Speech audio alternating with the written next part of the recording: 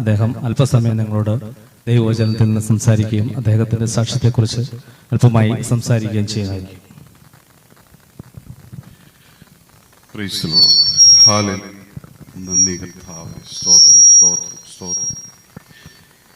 ദൈവത്തിൻ്റെ അതിപരിശുദ്ധ നാമം ഈ രാത്രികാലം വാഴ്ത്തപ്പെടുമാറാകട്ടെ. ലോകമെങ്ങുമുള്ള ജനം ക്രിസ്തുയേശുവിൻ്റെ ജനനപ്രവി ആഘോഷിക്കുന്ന ഈ വേളയിൽ നമ്മുടെ കർത്താവ് നമ്മെ ഭരമേൽപ്പിച്ച അവസാനമായ വാഗ്ദത്തമാണ്, നിങ്ങൾ ലോകത്തിലെങ്ങും പോയി സകല സൃഷ്ടിയോടും ദൈവരാജ്യം പ്രസംഗിക്കാം. അതാണ് ഇന്ന് ഈ മുറ്റത്ത് കൺവെൻഷനായി സ്നേഹതീരം പ്രയർ ഫാമിലി എന്ന ഫേസ്ബുക്ക് പേജ് കൂട്ടായ്മ ഇവിടെ നടത്തിക്കൊണ്ടിരിക്കുന്നത്. കഴിഞ്ഞ ഡിസംബർ 2-ാം തീയതി പാലക്കാട് നിന്ന് പ്രാർത്ഥിച്ചാരംഭിച്ച് കേരളത്തിലെ 14 ജില്ലകളിലും കവർ ചെയ്ത് ദേശത്തോട് ദൈവരാജ്യം സമീപിച്ചിരിക്കുന്നു, മാനസാന്തരപ്പെട്ട് സുവിശേഷത്തിൽ വിശ്വസിക്കുക എന്ന് ആഹ്വാനം ചെയ്തുകൊണ്ട് സകല ജനത്തെയും ഉണർത്തിച്ച് ഇന്ന് ഈ നരണത്തിൻ്റെ ദേശത്ത് ഞങ്ങളായിരിക്കുന്നു. ഈ ദേശത്തോടും ഞങ്ങൾക്ക് ദൈവ സ്നേഹത്തെപ്പറ്റി, ഞങ്ങളെ വിടുവിച്ച ഈ ദൈവത്തെപ്പറ്റി പറയുവാൻ ഞങ്ങൾക്ക് പ്രാഗൽഭ്യമുണ്ട്. ഞങ്ങളും നിങ്ങളെപ്പോലെ ഒരു കാലത്ത് നശിച്ചു പോകുന്ന ജീവിതത്തിൻ്റെ ഉടമകളായിരുന്നു. ഇന്ന് ഈ രക്ഷകനെ ഞങ്ങൾ കണ്ടെത്തിയത് വഴിയായി ഞങ്ങളും ഈ രക്ഷയുടെ അനുഭവത്തിലേക്ക് വന്നിരിക്കുന്നു. ഈ കൂട്ടായ്മ ഞങ്ങൾ ആരംഭിച്ചിട്ട് ഏകദേശം 5 വർഷം കഴിഞ്ഞു. പലവിധമായി ഞങ്ങൾ രാത്രി കാലങ്ങളിൽ ആരും അറിയാതെ, മീൻസ് നിന്റെ അറയിൽ കടന്ന് നിന്റെ പിതാവിനോട് രഹസ്യത്തിൽ പ്രാർത്ഥിക്കുക, എന്നാൽ നിനക്ക് ഉത്തരം ലഭിക്കുമെന്ന് വചനപ്രകാരം ഞങ്ങൾ അനേക ദൈവമക്കൾക്ക് വേണ്ടി, ഞങ്ങളെ പ്രാർത്ഥിക്കാൻ വിളിക്കുന്നവർക്ക് വേണ്ടി രാത്രി കാലങ്ങളിൽ അനേക ദിവസങ്ങൾ, അനേക വർഷങ്ങൾ പ്രാർത്ഥിച്ചു. അനേകർ രോഗികളായിരിക്കുന്നവർ രോഗത്തിൽ നിന്ന് വിടുതൽ പ്രാപിച്ചു, അനുഗ്രഹം പ്രാപിച്ചു. ഈ രക്ഷകനെ കണ്ടെത്തുവാൻ പലർക്കും ഇതുമൂലം ഇടയായിട്ടുണ്ട്. വീണ്ടും ഈ ദേശത്തായിരിക്കാൻ ഞങ്ങളെ ദൈവം സഹായിച്ചു.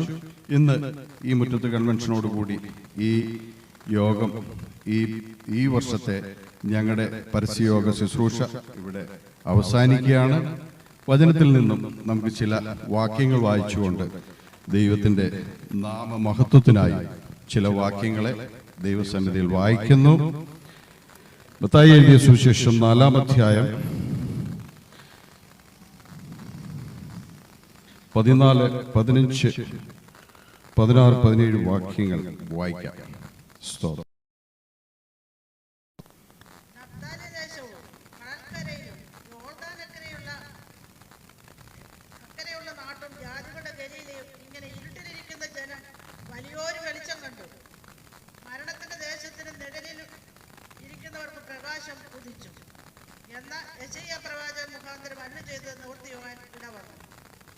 അന്ന് മുതൽ യേശു സ്വർഗരാജ്യം സമീപിച്ചിരിക്കാൻ മാനസാന്തരപ്പെടുവീൻ എന്ന് പ്രസംഗിച്ചു തുടങ്ങി. നമ്മുടെ കർത്താവ്, നമ്മുടെ വാഴ്ത്തപ്പെട്ട കർത്താവ് ഈ ലോകത്തിലായിരുന്നപ്പോൾ പ്രസംഗിച്ച ഒരേ ഒരു വിഷയം മാത്രമേ ഉള്ളൂ. സ്വർഗരാജ്യം സമീപിച്ചിരിക്കുന്നു, മാനസാന്തരപ്പെട്ട് സുവിശേഷത്തിൽ വിശ്വസിക്കുക. താൻ സ്വർഗാരോഹണം ചെയ്യുമ്പോഴും തൻ്റെ ശിഷ്യഗണത്തോട് ഒരാഹ്വാനം മാത്രമേ നടത്തിയുള്ളൂ, സകല സൃഷ്ടിയോടും ഈ സുവിശേഷം അറിയിക്കുക. സകല സൃഷ്ടിയും ഈ സുവിശേഷം അറിഞ്ഞു കഴിയുമ്പോൾ നമ്മുടെ കർത്താവ് വാഗ്ദത്തം ചെയ്തതുപോലെ രണ്ടാമത് വന്ന് നമ്മെ താനിരിക്കുന്നിടത്ത് ചേർക്കുവാൻ, താൻ വീണ്ടും വേഗം വരുവാൻ അവിടുന്ന് ഒരുങ്ങിയിരിക്കുന്നു. ലോകലക്ഷണങ്ങളൊക്കെയും നമ്മെ വിളിച്ചറിയിക്കുന്നത് നമ്മുടെ നാഥന്റെ തിരുവചനത്തിൽ എഴുതപ്പെട്ടിരിക്കുന്ന പ്രകാരം നമ്മുടെ നാഥന്റെ വരവേറ്റു അടുത്തിരിക്കുന്നു. ഈ കാണുന്നതും കേൾക്കുന്നതും നമ്മുടെ ചുറ്റുപാടുകൾ സംഭവിച്ചുകൊണ്ടിരിക്കുന്നതൊക്കെയും നമ്മുടെ നാഥന്റെ വരവിനായുള്ള മുന്നൊരുക്കങ്ങളാണ്. പ്രത്യാശയുള്ള ദൈവജനം, അത് മനസ്സിലാക്കിയ ദൈവജനം അവര് ഒരുക്കത്തോടെ ആയിരിക്കുന്നു. കള്ളൻ രാത്രിയിൽ വരുന്നത് പോലെ കർത്താവ് വരുന്ന സമയത്ത് എടുക്കപ്പെടുവാൻ നാം എല്ലാവരും ഒരുങ്ങേണ്ടതിന് ഞങ്ങൾ ഒരുങ്ങിയിരിക്കുന്നു. ചിലരെ കൂടി ഒരുക്കുവാനുള്ള എളിയ ശ്രമമാണ് ഞങ്ങൾ നടത്തിക്കൊണ്ടിരിക്കുന്നത്. ഒരാത്മാവ്, ഒരു മുഴുവൻ ലോകത്തെക്കാളും വിലയുള്ള ഒരു ആത്മാവിനെ നേടിയാൽ ഞങ്ങൾ ആഗ്രഹിക്കുന്നു, ഞങ്ങൾ അതിനുവേണ്ടി പ്രയത്നിക്കുന്നു. ആരെങ്കിലും ദൈവവചനത്തിൽ വിശ്വസിച്ച് ഹൃദയം ഇന്നു മുതൽ ദൈവത്തിന് സമർപ്പിച്ചാൽ, നീ ഏത് പാപിയാന്നേലും നിന്റെ പാപം കടിച്ചുമുമ്പായിരുന്നാലും ഹിമം പോലെ വെളിപ്പെടുപ്പാൻ അവന്റെ രക്തത്തിന് കഴിവുണ്ടെന്നുള്ള വിശ്വാസത്തോടെ മുന്നോട്ട് വന്നാൽ ദൈവം നിന്നെയും ഞങ്ങളെ രക്ഷിച്ച ദൈവം നിങ്ങളെ ഓരോരുത്തരെയും അവിടുന്ന് രക്ഷിപ്പാൻ മതിയായവനാണ്. നമ്മുടെ കർത്താവ് പ്രസംഗിച്ചതൊന്നും മാത്രമാണ് ഈ ലോകത്തിലായിരുന്നപ്പോൾ യെശയ്യാ പ്രവാചകൻ മുഖാന്തരം അരുളിച്ചത് നിവൃത്തിയാകാൻ ഇടവന്നു എന്ന് വാക്യത്തിന് താഴെ അന്നു മുതൽ യേശു സ്വർഗരാജ്യം സമീപിച്ചിരിക്കാൻ മാനസാന്തരപ്പെടുവീൻ എന്ന് പ്രസംഗിച്ചു തുടങ്ങി. രോഗശാന്തിയോ ഭൗതിക നന്മകൾ ലഭിക്കുമെന്നോ ഒന്നും നമ്മുടെ കർത്താവ് ഈ ലോകത്തിലായിരുന്നപ്പോൾ ആരോടും പ്രസംഗിച്ചില്ല. എങ്കിലും ഭൗതിക നന്മ വേണ്ട സമയത്ത് അവൻ അത് നൽകി തന്നു. അപ്പം വർദ്ധിപ്പിക്കേണ്ട സമയത്ത് വിശന്നിരുന്നവർക്ക് അപ്പം വർദ്ധിപ്പിച്ചു കൊടുത്തു. ടാക്സ് കൊടുക്കാൻ പണമില്ലാതിരുന്നപ്പോൾ ആ സമയത്ത് ആ പണത്തിന്റെ ക്രമീകരണം ചെയ്തു. തക്ക സമയത്ത് നമ്മുടെ കർത്താവ് മുമ്പും പിമ്പും ഒന്നും ചെയ്യില്ല. തക്ക സമയത്ത്, അതിന് വേണ്ട സമയത്ത് മാത്രമേ നമ്മുടെ കർത്താവ് പ്രവർത്തിക്കുകയുള്ളൂ. ഞങ്ങളുടെ ജീവിതത്തിലൊക്കെയും ഞങ്ങൾക്കത് അനുഭവമാണ്. ഞങ്ങള് പ്രാർത്ഥിച്ചു ആരംഭിച്ചു. ഇത്രയും ദിവസം ദൈവക്ഷേമത്തോടെ കേരളത്തിന്റെ വിവിധ ജില്ലകളിൽ പല ദൈവദാസന്മാരുമായി ചേർന്ന് പാടുവാനും പ്രാർത്ഥിക്കുവാനും ദേശത്തോട് നശിച്ചു പോകുന്ന ജനത്തോട് സുവിശേഷം അറിയിപ്പാനൊക്കെയും ദൈവം ഞങ്ങളെ ഇടയാക്കി. ഇന്ന് ഈ മുറ്റത്ത് കൺവെൻഷനോടുകൂടി ഈ യോഗം ഇവിടെ അവസാനിക്കുകയാണ്. വീണ്ടും ദൈവഹിതമായാൽ അടുത്ത വർഷം വീണ്ടും ഞങ്ങൾ ഈ സുവിശേഷ പ്രവർത്തനവുമായിട്ട് ഈ ഡിസംബർ മാസത്തിൽ വീണ്ടും നിങ്ങളുടെയൊക്കെ അടുത്തേക്ക് വരുന്നതാണ്. നമ്മൾ വചനത്തിൽ വായിച്ച പോലെ സ്വർഗരാജ്യം സമീപിച്ചിരിക്കുന്നു.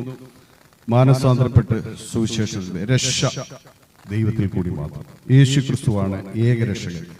ഹല്ലേലൂയ. നമുക്കൊരു വാക്യം കൂടെ വായിക്കാം. മർക്കോസിന്റെ സുവിശേഷം 16-ാം അധ്യായം 15-ാം വാക്യം വായിക്കാം.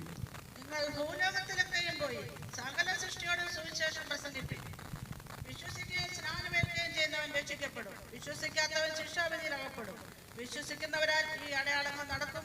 എന്റെ നാമത്തിൽ അവർ ഭൂതങ്ങളെ പുറത്താക്കും, പൊതുഭാഷകളിൽ സംസാരിക്കും, സർപ്പങ്ങളെ പിടിച്ചടക്കും, മരണകരമായ യാതൊന്ന് കടിച്ചാലും അവർക്ക് കാനി വരികയില്ല, രോഗികളുടെ മേൽ കൈവച്ചാൽ അവർക്ക് സൗഖ്യം വരും എന്ന് പറഞ്ഞു.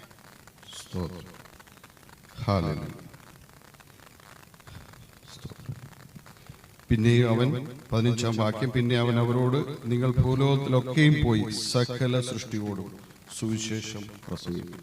നമ്മെ ദൈവം ഫലമേൽപ്പിച്ച ഈ ഒരൊറ്റ ദൗത്യം മാത്രമേ ഉള്ളൂ.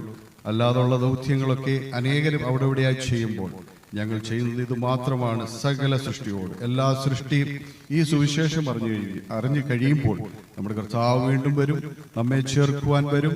നാം ഒരുങ്ങിയിരുന്നാൽ കർത്താവ് താൻ നമ്മോട് വാഗ്ദത്തം ചെയ്ത എൻ്റെ പിതാവിൻ്റെ ഭവനത്തിൽ അനേക വാസസ്ഥലമുണ്ട്, അല്ലെങ്കിൽ ഞാൻ നിങ്ങളോട് പറയുമായിരുന്നു, ഞാൻ പോയി വാസസ്ഥലം ഒരുക്കിയാൽ ഞാൻ ഇരിക്കേണ്ടടുത്ത് നിങ്ങളും ഇരിക്കേണ്ടതിന് ഞാൻ വീണ്ടും വന്ന് നിങ്ങളെ ചേർത്തുകൊള്ളും. ആ വിശ്വാസത്തിൽ പ്രത്യാശയോടുകൂടി ഞങ്ങൾ മുന്നോട്ട് ജീവിക്കുന്നു.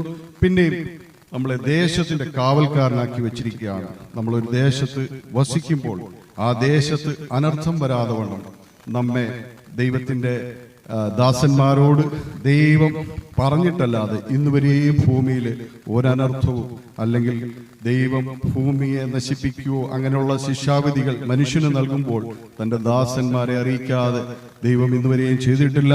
എസെക്കിയേൽ പ്രവാചകന്റെ പുസ്തകം 33-ാം അധ്യായത്തിൽ നിന്ന് നമുക്ക് വാക്യം വായിക്കാം. 33-ാം അധ്യായം.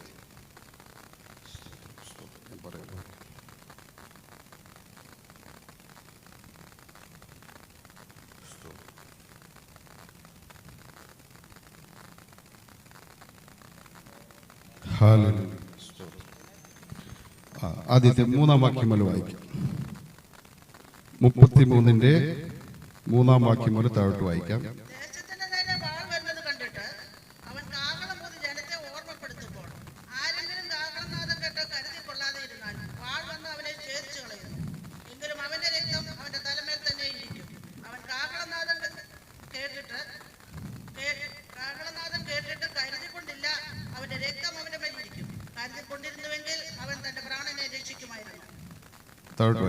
എന്നാൽ കാവൽക്കാരൻ വാൾ വരുന്നത് കൊണ്ട് കാഹളമൂതാതെയും ജനം കരുതിക്കൊള്ളാതെയും ഇരുന്നിട്ട് വാൾ വന്ന് അവരുടെ ഇടയിൽ നിന്ന് ഒരുത്തനെ ഛേദിച്ചു കളയുന്നുവെങ്കിൽ അവൻ തന്റെ അകത്യ നിമിത്തം ഛേദിക്കപ്പെട്ടു പോയി. എങ്കിലും അവന്റെ രക്തം ഞാൻ കാവൽക്കാരനോട് ചോദിക്കും. അതുപോലെ മനുഷ്യപുത്ര, ഞാൻ നിന്നെ ഇസ്രായേൽ തിരകത്തിന് കാവൽക്കാരനാക്കി വെച്ചിരിക്കുന്നു. നീ എന്റെ വായിൽ നിന്ന് വചനം കേട്ട് എന്റെ നാമത്തിൽ അവരെ ഓർമ്മപ്പെടുത്തണം. എന്റെ വായിൽ നിന്നുള്ള വചനം കേട്ട് എന്റെ നാമത്തിൽ അവരെ ഓർമ്മപ്പെടുത്തണം. എസെക്കിയേൽ പ്രവാചകന്റെ പുസ്തകം 33-ാം അധ്യായം നമ്മൾ വായിക്കുമ്പോൾ ദേശത്തിന്റെ കാവൽക്കാരനാക്കി നമ്മെ ദൈവം വെച്ചിരിക്കെ ദേശത്തിന്റെ നേരെ വാൾ വരുന്നത് കണ്ടിട്ട് നാം ദേശക്കാരോട് പറയാതിരുന്നാൽ ആ വാൾ വന്നവനെ ഛേദിച്ചു കളഞ്ഞാൽ ആ ദേശക്കാർ ഛേദിക്കപ്പെട്ടു കഴിഞ്ഞാൽ അവന്റെ രക്തമോ ഞാൻ നിന്നോട് ചോദിക്കും. അവൻ കേൾക്കാതെ ചെവിക്കൊള്ളാതെ ഇരുന്നാൽ ആ രക്തം അവന്റെ മേൽ തന്നെ ഇരിക്കും എന്ന് വചനം വായിക്കും. നമ്മൾ ആ അധ്യായം മുഴുവൻ വായിക്കുമ്പോൾ ഒരുപാട് കാര്യങ്ങൾ അതിൽ നിന്ന് ഗ്രഹിക്കാൻ പറ്റും. സമയക്കുറവ് മൂലം ദീർഘമായി പ്രസംഗിക്കാൻ ഞാൻ ആഗ്രഹിക്കുന്നില്ല.